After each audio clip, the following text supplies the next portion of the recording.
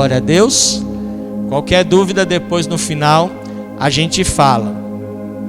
E aí eu quero começar falando com você que domingo agora a pastora trouxe uma palavra. Nicolas, você ligou já, meu filho? Tá? Eu quero começar dizendo para você que domingo agora nós iniciamos um propósito que a pastora começou a ministrar domingo agora, em cima da passagem de Mateus 13, a parábola do semeador. E quem estava aqui, viu, participou, foi maravilhoso, foi uma bênção, foi uma glória. Aqui foi uma presença maravilhosa, uma unção maravilhosa, uma atmosfera maravilhosa. E não vai ser diferente nos outros domingos, porque ela vai dar continuidade. São 4 semanas. Pastor, eu perdi a domingo agora. Está lá no nosso canal a mensagem dela. Você pode acessar hoje, entrar no nosso canal, que você vai ver a primeira parte 1, porque ela vai estar falando sobre esta passagem tão abençoada, que tem tanto conteúdo, que fala sobre um semeador. E quem é o semeador? Deus. Fala sobre uma semente. O que é a semente? Representa o quê? A palavra de Deus. E fala sobre terra. Qual é a terra? O nosso coração. Então, está falando sobre 4 tipos de terra. E depois você vai ver. Só dando uma pincelada, porque o que eu vou falar aqui não vai atrapalhar nada do que ela vai ministrar. Até porque o que Deus vai derramar no coração dela, vocês viram domingo, foi algo totalmente maravilhoso. Eu aprendi muito, né? Mas falando rapidinho, a primeira semente fala sobre que caiu na beira do caminho. São sementes representando pessoas que recebem a palavra de Deus, mas essas pessoas não se engajam, não se envolvem com a palavra de Deus. E a parábola diz que vêm as aves do céu e roubam a semente.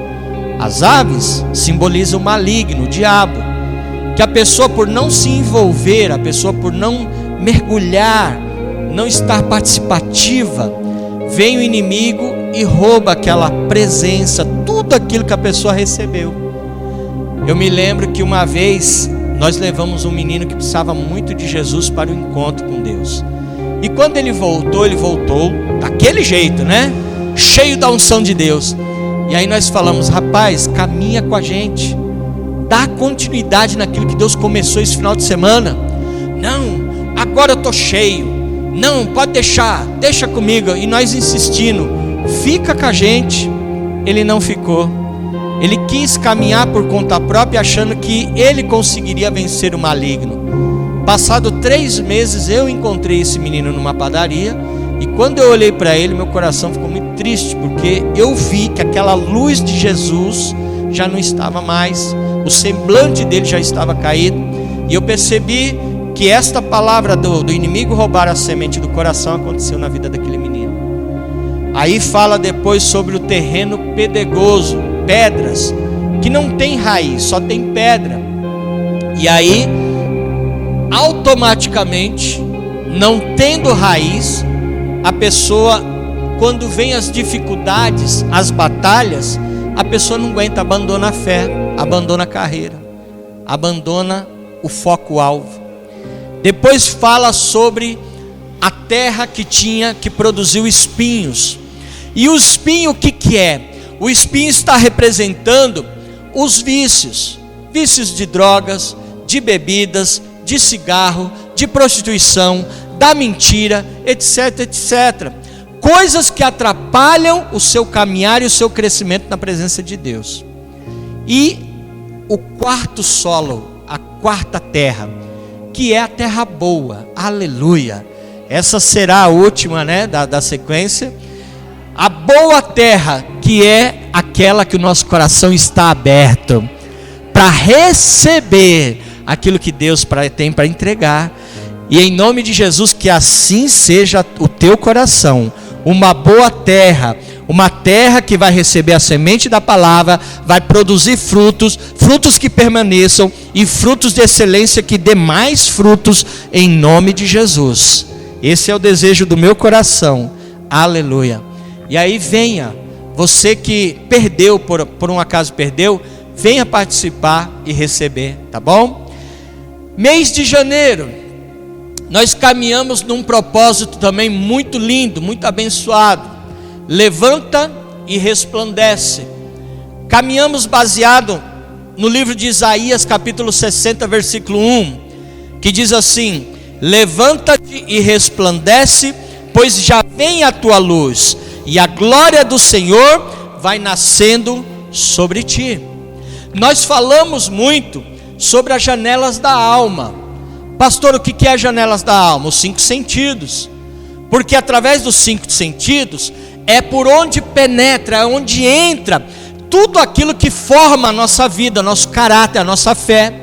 E através das janelas da alma, o inimigo sabe que ele pode nos derrubar, quebrar as nossas pernas. Ele sabe que ele pode fazer com que ele paralise a tua vida.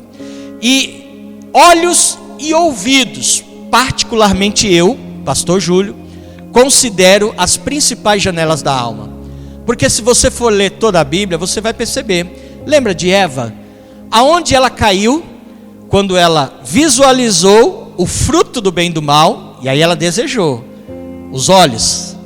E aí ela falou, talvez por um instante ela falou, não, eu quero, mas não posso. Deus falou que não pode. Aí veio a serpente, o diabo, e ouvido, que nada, pode sim. Ela é aquela coisa do diabo, ninguém está vendo, não faz mal, é só um pouquinho. Janelas da alma. Nós conversamos e falamos sobre isso. E hoje eu estava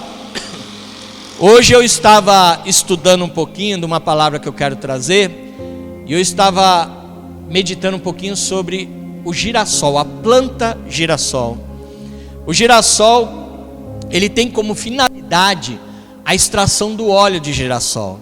O óleo de girassol, ele serve para muitas coisas. Ele serve para biocombustível, ele serve para fritura. Quando você vai comprar um óleo de girassol, ele é bem mais caro, porque ele é uma qualidade muito boa. Mas ele também serve como cosmético, porque ele tem uma vitamina chamada vitamina E, muito bom para a pele. Mas a característica dele é que chamou a minha atenção. Porque a característica é o seguinte: o girassol, você sabe que ele acompanha o sol. Para onde o sol está brilhando, o girassol acompanha, ele está também voltado para a luz do sol. E assim, em nome de Jesus, sou eu e você, igreja.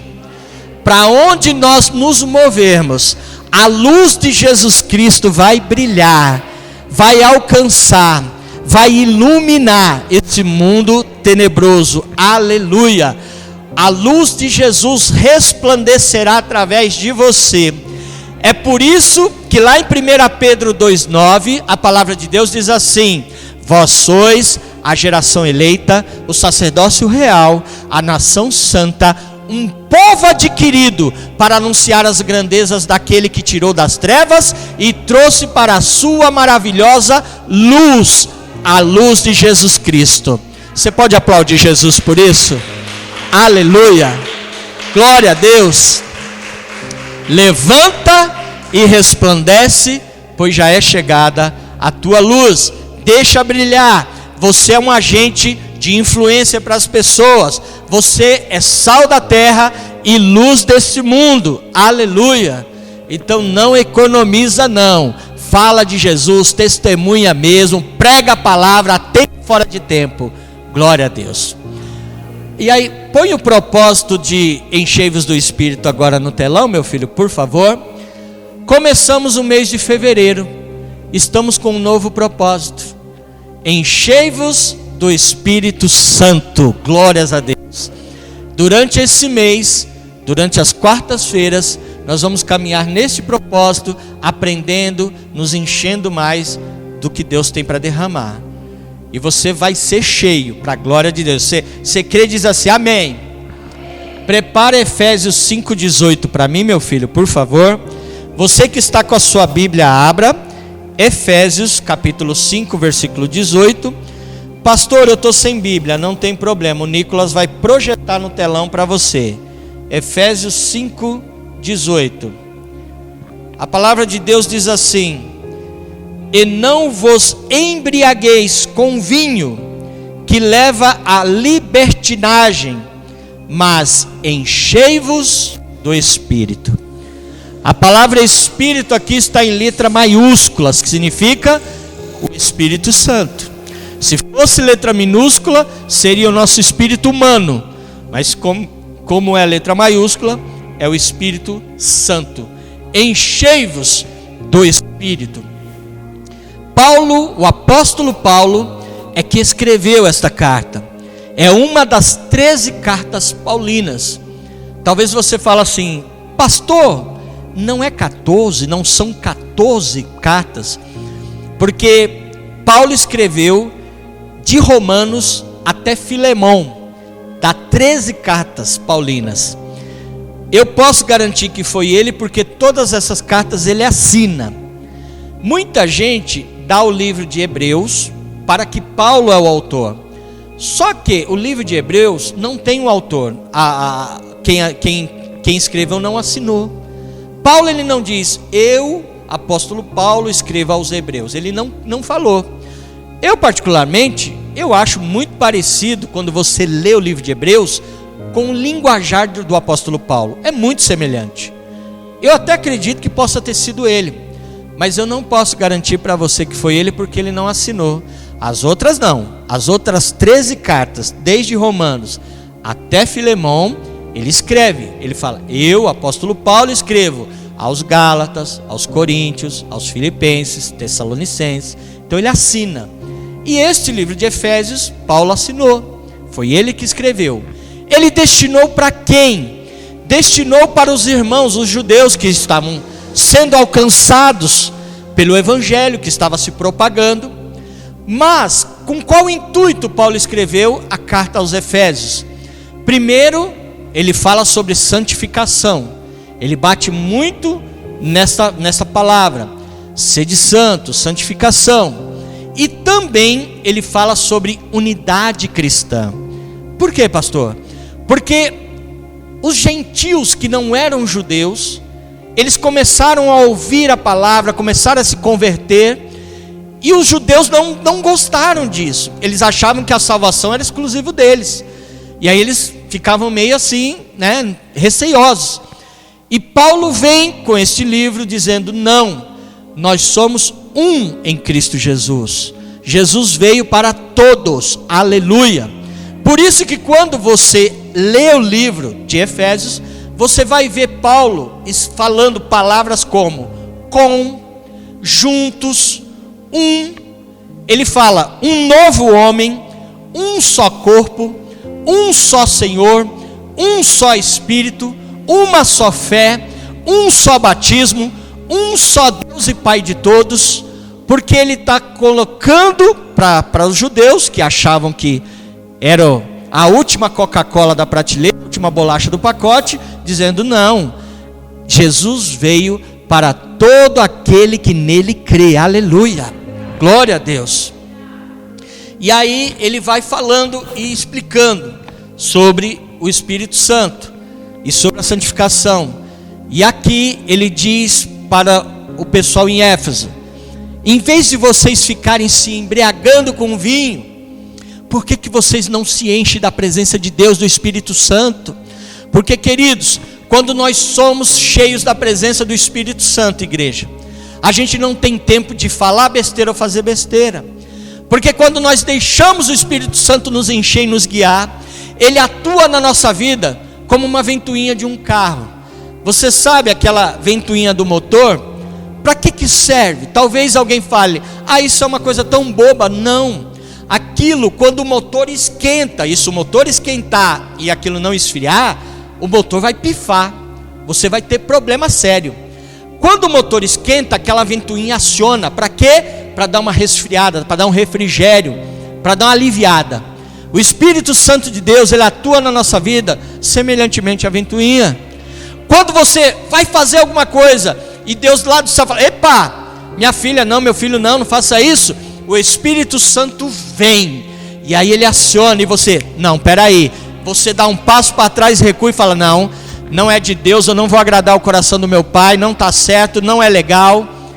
Ele intercede com gemidos inexprimíveis, aleluia, glória a Deus. E é interessante que Jesus, quando ele ressuscitou, você vai ler em Atos a partir do capítulo 1, Jesus ele ressuscitou e começou a ensinar, ainda depois que ele ressuscitou, a dar algumas orientações para os apóstolos, os discípulos. E a Bíblia diz em Atos 1, versículo 3, que antes da ascensão, ele subir aos céus, ele permaneceu por cerca de 40 dias aqui na terra ensinando. Mas ele disse assim, eu vou para o Pai, mas eu enviarei o Consolador, o Espírito Santo, aleluia. Ele prometeu o amigo fiel, o amigo do noivo, o conselheiro, o Espírito Santo. E se cumpriu ali em Atos 1:8, depois, aliás, em Atos 2, no derramar do Espírito Santo.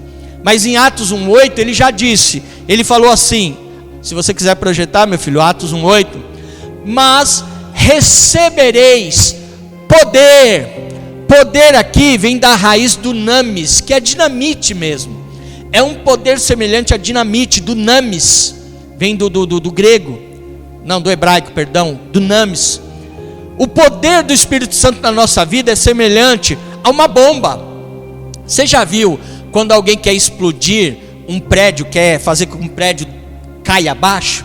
Vai lá alguém, um engenheiro, alguém estudado, ele coloca dinamites em pontos estratégicos, e alguém vai lá, aperta o botão, explode, e aquele prédio enorme, ele vem abaixo e cai tudo. Assim é o Espírito Santo na nossa vida. O inimigo muitas vezes se levanta furioso, querendo atrapalhar, querendo te derrubar, querendo fazer com que você não realize os sonhos, não consiga realizar aquilo que você deseja, que as bênçãos e os milagres não cheguem na tua mão, ou na tua família, quer acabar com a tua família. Mas quando você se posiciona, você ora, você busca, você se enche do Espírito Santo de Deus, Deus lá do céu, ele aperta o botãozinho, o Espírito Santo vem, você abre a boca, profetiza, e o milagre acontece em nome de Jesus, aleluia. É assim que o Espírito Santo funciona na nossa vida. Mas recebereis poder do namis, ao descer sobre vós o Espírito Santo de Deus, e semeeis minhas testemunhas, assim diz o Senhor, tanto em Jerusalém. Jerusalém está simbolizando a nossa casa, a nossa família. Nós temos que dar testemunho no meio dos nossos parentes. Aí depois fala, na Judéia, os nossos vizinhos, aqueles que estão à nossa volta. Lá no trabalho você tem que testemunhar, falar de Deus. Mas pastor, eu não sei pregar. Não precisa, testemunha, fala o que Deus fez na tua vida, a mudança, quem você era e quem você é hoje, porque Jesus mudou a tua história, aleluia. Pregue a palavra, deixa o Espírito Santo de Deus te usar. Na hora que você abrir a boca, não é você que vai falar, é Deus através do Espírito Santo dele vai te usar, aleluia. E aí fala assim, Samaria, que simboliza até os inimigos, porque você sabe que o povo samaritano era inimigo do povo de Israel. Pregue até para aqueles que não gostam muito de você, mas fale do amor de Deus, pregue a palavra. E finaliza, e até os confins da terra. Você não sabe os planos de Deus na tua vida, mas Deus, ele tem, aleluia. É interessante que muitas vezes quando a gente participa de um culto, os encontros, a gente vê pessoas sentadinha e a gente não sabe os planos de Deus naquela vida. A gente não sabe o propósito que Deus tem naquela vida. E a gente vê depois aqueles homens e aquelas mulheres rompendo em fé, conquistando, se tornando agentes de milagres, influenciadores do reino de Deus. E a gente fica maravilhado, fala, meu Deus, estava aqui do meu lado, e Deus usou. É um vaso escolhido, como o apóstolo Paulo foi para Deus. Deus falou, Jesus falou com Ananias, Ananias falou: não, não quero mexer com esse homem não, já sei da fama dele. Mas Jesus falou assim: não, ele é um vaso escolhido para mim. Aleluia, glória a Deus, até os confins da terra. Porque quando nós como igreja deixarmos o Espírito Santo nos usar, algo extraordinário vai acontecer. Vai acontecer um avivamento. Vai acontecer com o avivamento um crescimento. Foi o que aconteceu lá na igreja primitiva. Leia o livro de Atos e você vai ver a história. Eles começaram a pregar, Pedro começou a ministrar ali, e a Bíblia começa falando em Atos 1,15. Diz em Atos 1,15 que eles se reuniram, cerca de 120 pessoas, para ouvir a palavra de Deus.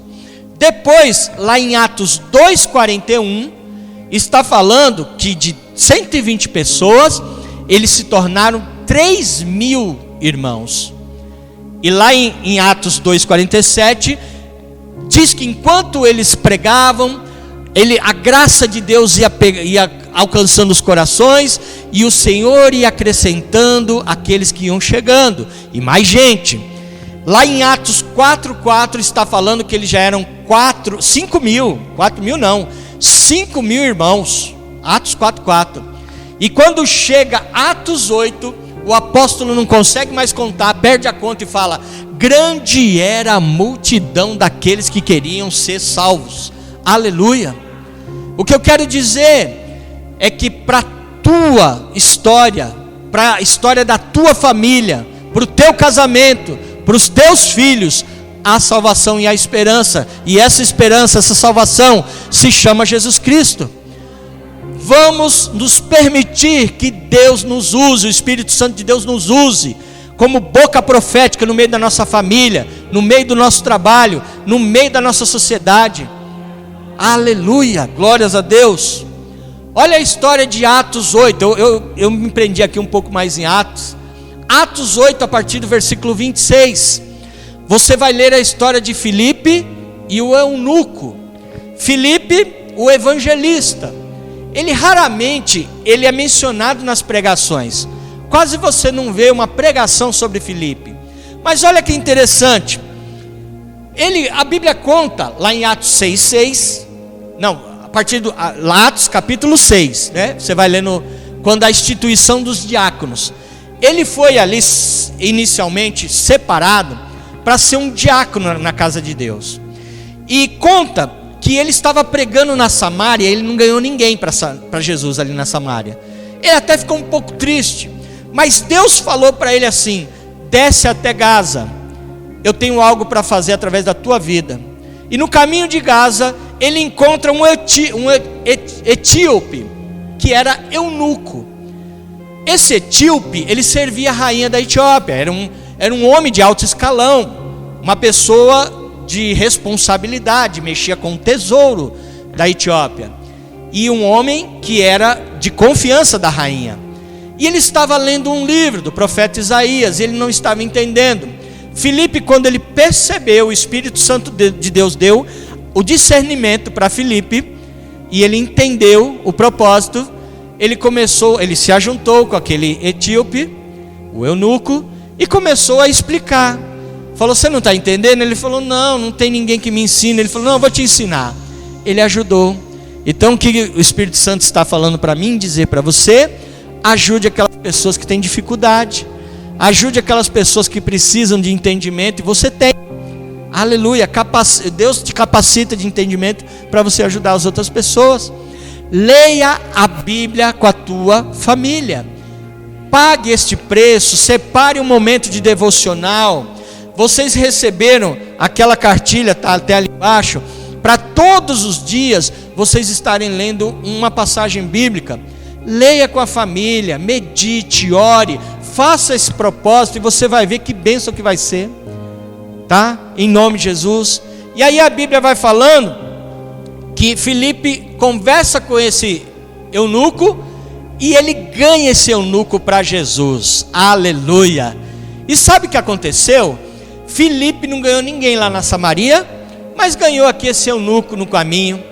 E esse eunuco saiu depois e começou a ser um influenciador, profetizando, pregando, testemunhando da palavra de Deus. E eu fiz hoje uma pesquisa, e a Etiópia hoje tem cerca de 47% da sua população cristã. Aleluia! E tudo começou com uma vida. A irmã falou hoje para mim: só sou eu em casa. Mas é você que Deus vai te usar como sal e luz lá. Você é a influenciadora que vai trazer todo mundo aos pés de Jesus. Hoje, só você está sentando aqui, mas logo mais, vamos ter que abrir mais vaga aqui para a tua família sentar junto com você, em nome de Jesus. Aleluia. Pode ter certeza, se os seus não vir na rede, vem no anzol, mas vem, em nome de Jesus. Glória a Deus. Deus tem plano para você e para sua família. Vocês aí recebam também em nome de Jesus. Glória a Deus. É interessante, eu falo sobre ganhar vidas, porque a gente não sabe as pessoas que Deus coloca na nossa frente. Olha a história do maior pastor da igreja maior do mundo, que é, ele infelizmente, infelizmente eu falo, mas assim, glória a Deus, porque ele voltou para casa. Um grande homem de Deus, que o ano passado nos deixou, mas ele está na glória, não temos dúvida disso, porque deixou um legado fantástico. Po-Yang Cho, pastor Po-Yang Cho, durante muitos anos, ele foi pastor da maior igreja do mundo, lá na Coreia do Sul. A igreja dele tinha mais de 1 milhão de pessoas. No domingo, ele precisa fazer 6 cultos para atender todo mundo, que não dá. Então no domingo tem 6 cultos. O primeiro culto começa às 5 da manhã, para ele conseguir atender todo mundo. E irmãos, a história desse homem, ele tinha cerca de 16, 17 anos. Ele estava acamado no hospital com tuberculose. Ele era budista. E aí chegou uma moça, a história não fala o nome dessa moça, ninguém sabe quem é ela. Po-Yang Cho disse que foi a única vez que ele viu aquela moça. Ela entrou no hospital, perto da cama dele, e pregou a palavra para ele. Ele aceitou Jesus, e ela foi embora. E ela ganhou simplesmente o pastor da maior igreja do mundo. E ela talvez ela nem sabe disso. Olha que bênção. Deus coloca pessoas ao nosso lado e a gente não sabe os planos de Deus. Eu me lembro que quando eu era novo, jovem, fiz amizade com muita gente, e eu tinha um amigo chamado Gordinho, né? Os que já caminham com a gente já sabem dessa história. E o Gordinho, a gente ia para cima e para baixo, todas as bagunças, as baladas, as raves, nós estávamos juntos. Coisas boas, as atrapalhadas também. Ele, parça, amigo de toda hora. Eu me converti. E quando você se converte, você quer trazer os seus amigos, você quer? Foi assim, né, irmã Elda? A irmã Elda estava contando a história dela e da Neia. Quando você se converte, você quer falar do amor de Jesus para as pessoas. E não foi diferente. Eu falei para o Gordinho, eu vi que ele estava numa situação difícil, estava no fundo do poço, e eu falei para ele: rapaz, eu conheci Jesus, e ele transformou minha vida, ele pode transformar a sua. Ele me tirou do lamaçal igual você está hoje. Eu estava aí, eu estava junto com você, e eu saí, você também pode. E eu preguei a palavra. E o Gordinho, ele veio para Jesus, se converteu, se tornou um grande homem de Deus. E sabe quem hoje ele é, Neia? É meu apóstolo. Se tornou meu líder, ele é o meu líder, meu mentor, meu apóstolo. Um homem que eu não sabia os planos de Deus. Achei, opa, ganhei uma alma para Jesus. Mas olha o trabalhar de Deus, como que é. De repente, você tem na tua família, na tua casa, lá do teu lado no trabalho, um missionário, um pastor, um apóstolo, um diácono, um presbítero, e você nem sabe. E Deus está precisando só que você abra a tua boca, testemunhe, fale, pregue a palavra, só isso. Deixa Deus te usar, deixa o Espírito Santo de Deus te usar, em nome de Jesus, aleluia. Essa está uma moda muito grande, né? De ser youtuber hoje. Hoje a gente vê muita gente sendo youtuber. E o youtuber, na verdade, é um influenciador. Você vai ver o que? Ele dita modas. E as pessoas seguem. Às vezes a gente fala: não, peraí, ninguém vai na onda desse camarada não, né? Que é umas coisas doidas. E quando você vê, tem uns malucos que acompanham. Por quê? Porque tem muita gente de coração vazio, gente. Muita gente que recebe porque a alma da pessoa está gritando socorro. nós precisamos nos adiantar. A gente precisa, em nome de Jesus, usar as nossas redes sociais que nós temos acesso para lançarmos as redes, parar de ficar rasgando a alma, de ficar aí jogando garfada em alguém, mas começar a pregar a palavra, a falar Jesus te ama, a cura, a salvação, a esperança para você em nome de Jesus. Nós precisamos usar, sermos influenciadores, e nós vamos conseguir isso juntos, como igreja, se nós fizermos isso, para a glória de Deus.